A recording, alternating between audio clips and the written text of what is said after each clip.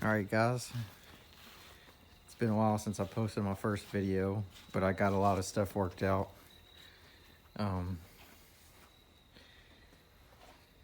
So things that have been done since my last video. So right now, my exhaust downpipe is at a machine shop because that's the only place that has welding in where I live. So they are welding up all the cracks and blown out pieces from my really crappy stick welding job, which they told me that welding exhaust pipe with sticks pretty difficult if you've never welded before. So not to mention I was using a $100 welder off Amazon. But so what I've done since then is I've got my LS in-dash harness, which this really isn't even LS. This is my harness that controls all my gauges that I have not gotten yet, but I already made the harness. And I've got 2 extra wires in case I need to add anything in the future. But I have my oil pressure, water temp, tack, all that stuff's in this harness that comes down here, as well as my LS power up. So I have a switch inside that will power up these relays when I turn the key on. And I moved I have this relay, 500 amp relay, it's a battery isolator really, that I have switched to turn with the key on, and that controls this power block to the battery. So that merges all of these with the battery, which is my alternator, my starter, and my fuel pump and fan. So all that stuff's controlled right here. And I was trying to just make my battery easier to get to and pull out if I need to. I plan on either extending these wires, which is my PCM, LS PCM, and fuse power. This one goes to that fuse block, or that power block that's over here. So this is the power wire for that. My PCM is probably just gonna mount here. I need to make a bracket for it, but it seems to fit very well. The harness that comes with it seems to fit well with that, where I have the fuse block. I did have to add my fuel pump fuse. I didn't want to just have that straight going from the relay, so I added this fuse that I got from AutoZone and just wired it up into the relay. I need to move my LS ground that's right here. That's the PCM grounds and all the accessory grounds except for the one that grounds on the driver's side cylinder head. And then also the in-cab harness that leaves the PCM that has let me go turn on my dome lights real quick, and I can talk about that as well. They're not fully functional. They only function with the door switches since I have this auto meter cluster. All of the interior lights go through the cluster, so without the cluster plugged in, you have to kind of do a jumper wire for the door switches to work, and I could not get the dome lights to work at all, and I found out that it goes through both the white and the black plug that's back here for the cluster, because I had plugged the cluster back in, and when I unplugged the cluster on one side, the lights went out. I plugged it back in and plugged the other side, the lights went out as well. So it's controlled by both plugs, and I'm not really sure. I couldn't figure it out. I used my little test light on every single pin in there. I identified all the grounds, and I tested every single light and could not, or pin, and I could not get the dome lights to work. And what I believe it is, I think when you turn the headlights on, you can use your dimmer switch. And what I think is inside the cluster, there's a resistor that keeps the interior lights off. So when you turn the lights on, they don't come on. And then also, when you turn these up, they don't come on until you're on the last setting. So I think there's a resistor inside the cluster that keeps them off until you reach this position all the way up. Because I found a ground circuit where the lights worked, but without the resistor, the lights were on all the time, and they were super dim, like super dim, and you could barely even tell they were on. And then, and when you turn this switch, they got brighter and brighter, and then they still weren't functioning, you know, well enough to produce good enough light for you to see.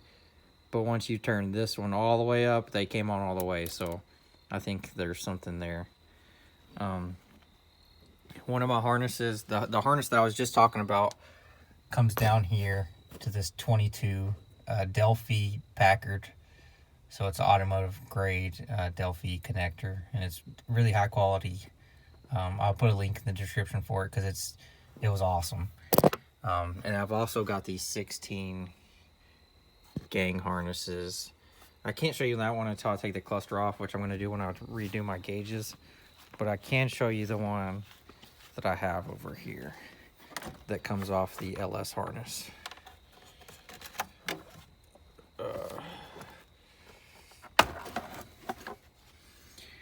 Let's see, and here it is.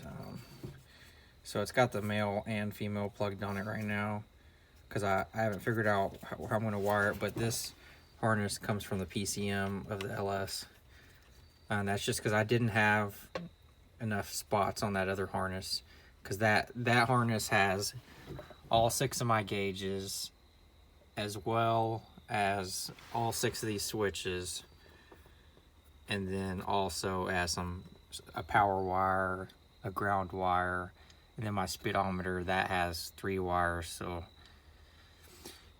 those I didn't think it would, but those 22 gang switches, harness, it filled up that connector pretty quick. Same thing with these. I've used several of these and didn't think I was going to.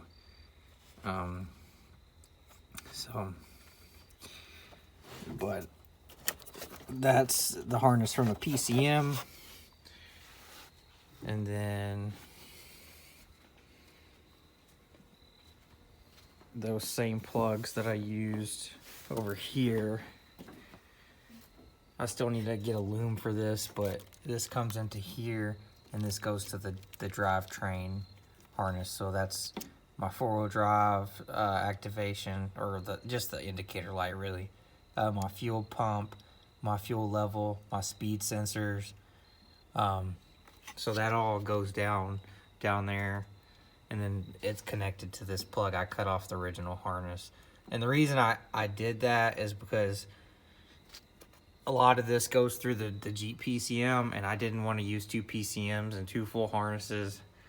So I just cut that piece off. It was an extra harness I had because I converted this to a manual. And when I sold all the factory powertrain, the factory powertrain, I sold the auto transmission and harness with it. So because I didn't need that stuff. And then the manual harness, I was like, man, I really don't need this. So I cut off the plugs I thought I might need, and then everything else went away. And then I have 3 fuse boxes. This one, I only kept it just in case I decide to do something else with the V8, or I get another Jeep. If I could use it, I might as well just leave it there, because it does have relays in here that still activate some of the functions, and it still has fuses that activate some of the functions. And I'd have to redo all that wiring, and I really don't want to if I don't have to. So that's how that is. But I have another fuse box that I'm probably going to try to combine eventually with the LS, but just because the switch harness came with it, and I bought this a long time ago and I never used it because I had other plans, but it has this, which I already have. It's wired through that 22 plug harness inside the cab that goes to the firewall, and this would control that. So those switches come to these. It's got a power and ground. That would be constant, and when you flip the switch, it activates one of these other wires for those 6 switches. And I think I was planning on mounting it over here, but now that I've moved all my power stuff over here, to the front passenger. I'm thinking about putting that fuse relay box down here, because it's open, there's room, but I haven't figured it out yet. I'm still working on that. On my engine, what I've got is I've got all the accessories that came on the truck, except for the air compressor, which I plan on putting where my coolant reservoir is, and I'm probably going to get an aftermarket reservoir and move it back over here, because that mounts to the fan shroud, which I have an electric fan, so the fan shroud on here doesn't have the provision for that. I did get this bracket from ICT Billet, which I'll put a link in the description, to move the power steering pump up here and the alternator down there. And the main reason I did that was because, for one, I didn't want my power steering pump to be able to be hit by any of the suspension in the future. If it flexed too hard, if I hit this, I'd be, stuck with manual steering, and that would suck. And the alternator, yes, it's very important, but if for some reason that got banged up, and I don't think if it got hit by anything, it would stop working. With the power steering pump, if it got hit, it could stop working. If I busted a line, if I hit the main line, if I hit the return line, then you'd be crapped out. But if I bang something on the alternator, it probably wouldn't be as big of a deal. So I did that relocation just to swap that, and on top of that, it made putting the I used the factory Jeep TJ06 lines, and they worked good. The only thing that I had to do was I have this brake line tubing bender that bends like a 1/4 inch to 5/8 inch line, and I use that to bend the power steering pump lines so they would line up properly. When I take it apart one day, I'll make a video of how I did that, because most likely I might just use the factory ones again if they ever bust. Or I do plan on replacing this pump with probably a 6-liter pump. I need to do some research and see if it produces more power than the 5.3.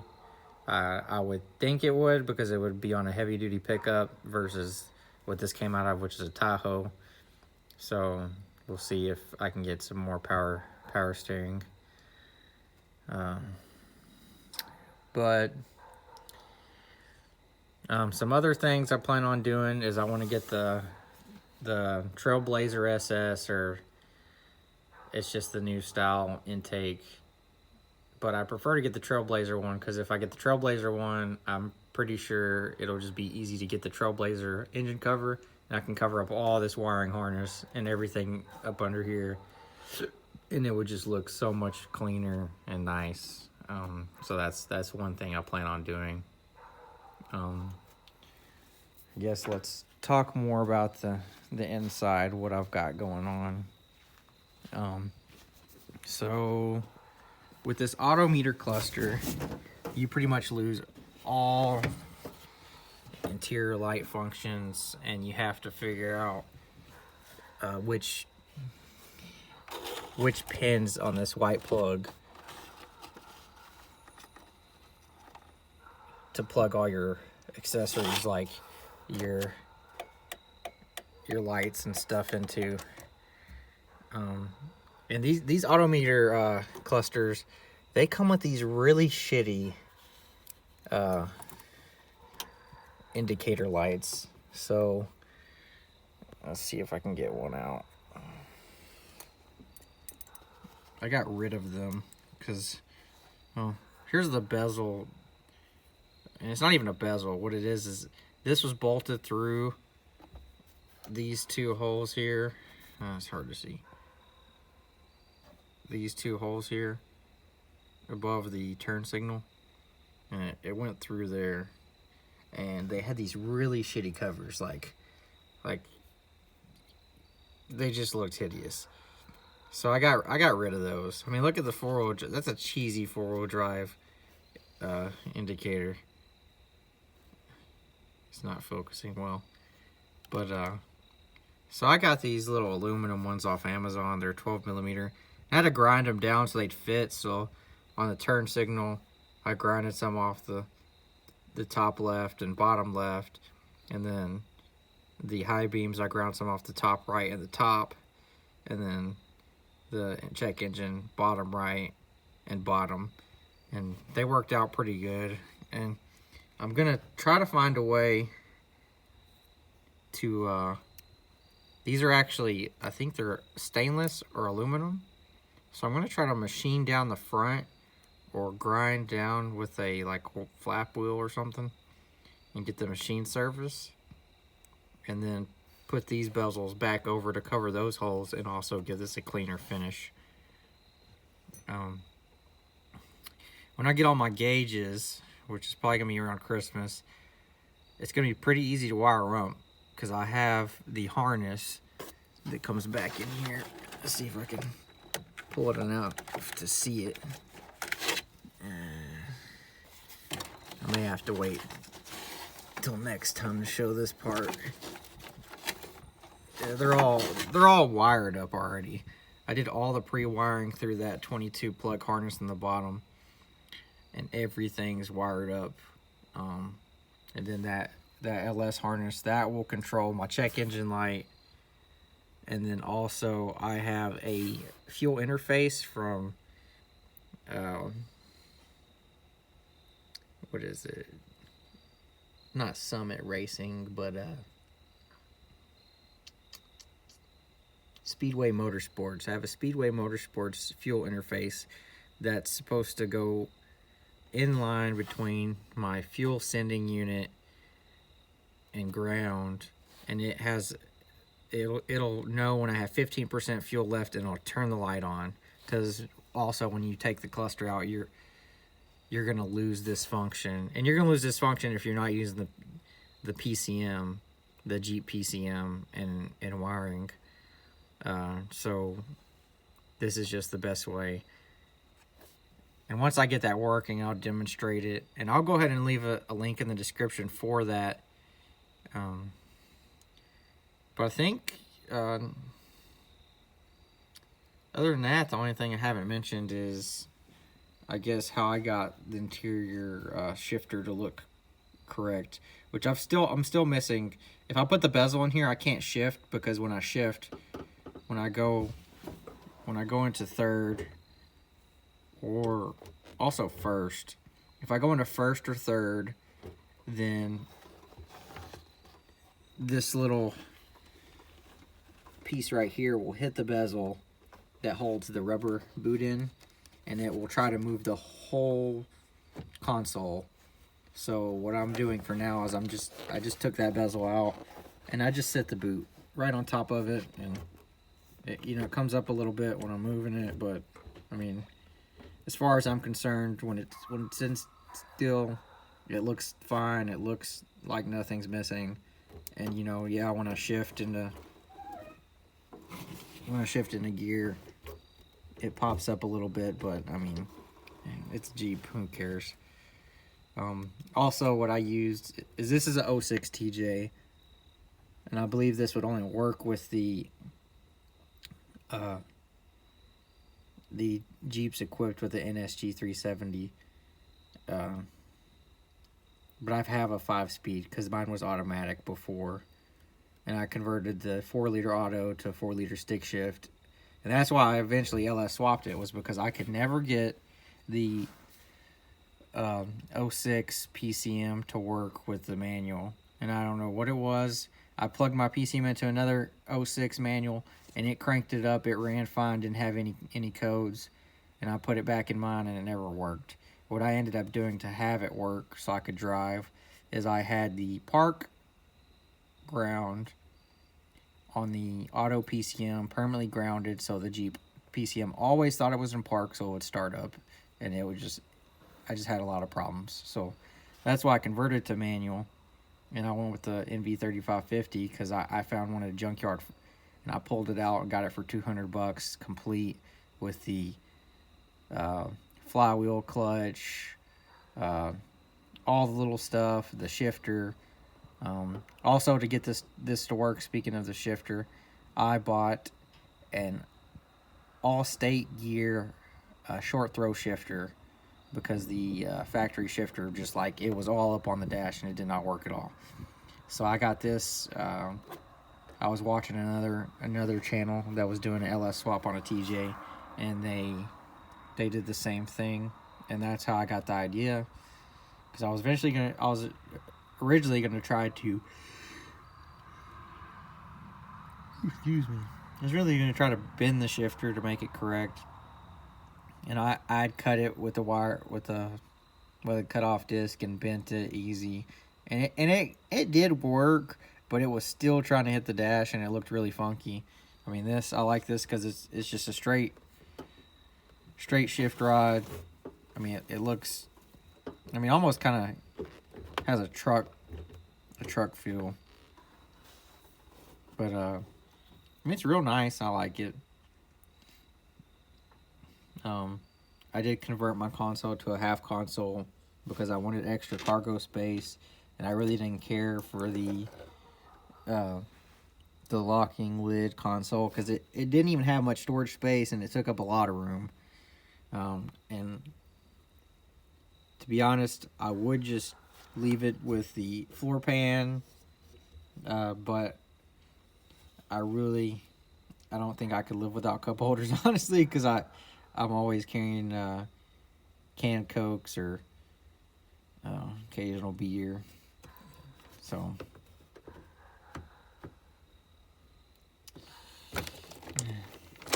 you know, get on those East Texas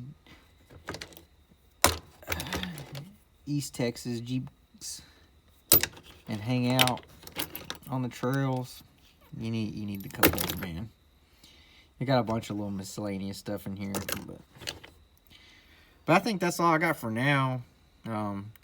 When I get more in depth on the cluster, I'll go into detail on how I got everything to work without the factory cluster, pertaining to the lights, what pins I used for those, and then how I made the little plugs. I could have cut this harness off, but I just didn't know if I would ever want to end up converting back to the Jeep dash for a factory look. I don't think I will, but I don't like cutting off plugs like this, so I just left it.